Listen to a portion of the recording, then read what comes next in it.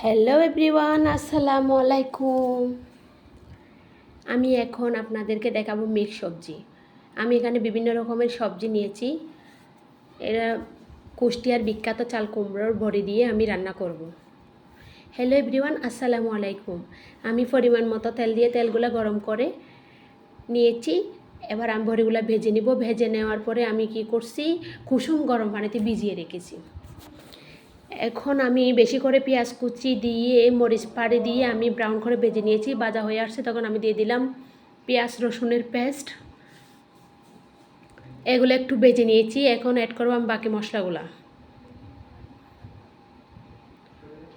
হলুদের গুঁড়া, ধনিয়ার গুঁড়া, জিরার গুঁড়া আর কাঁচা লঙ্কা দিয়ে আমি ভালো করে মিশিয়ে পানি অ্যাড করছি।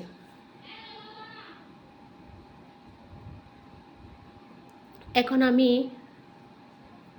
বড়িগুলো অ্যাড করছি। এগুলো ভালো করে কষিয়ে নিব। এই বড়িটা আপনার কষানোর উপর ডিপেন্ড করবে আপনার কত মজা হয়েছে বা মশলা কতটুকু ঢুকেছে। এটা যত কষাবেন তত টেস্ট হবে। আমি কষানো শেষ। এখন দিয়ে দিব সবজিগুলা। যে সবজিগুলা সিদ্ধ হইতে আপনার দেরি লেট হবে সেই সবজিগুলো আমি আগে অ্যাড করে ফেলবো। মূলা, কাঁকরোল, বরবটি এগুলো আমি আগে অ্যাড করে দিয়েছি। দিয়ে আমি 5 মিনিট অপেক্ষা করব 50% সিদ্ধ হয়ে আসা পর্যন্ত। এখন আমি বাকি সবজিগুলো অ্যাড করব। বেগুন, পটল, ঢেঁড়স, চিচিঙ্গা। আমি এখানে কিছু বুটের ডালও ইউজ করছি। আমি ভালো করে 5 মিনিট অপেক্ষা করব। কষিয়ে এই যে কষানো শেষ, আমি একটু পানি অ্যাড করব। এই যে আমি আরও 5 মিনিট অপেক্ষা করছি।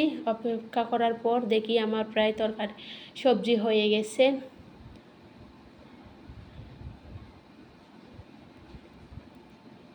সেই সাথে আমার পাবদা মাছ ভাজিও ছিল।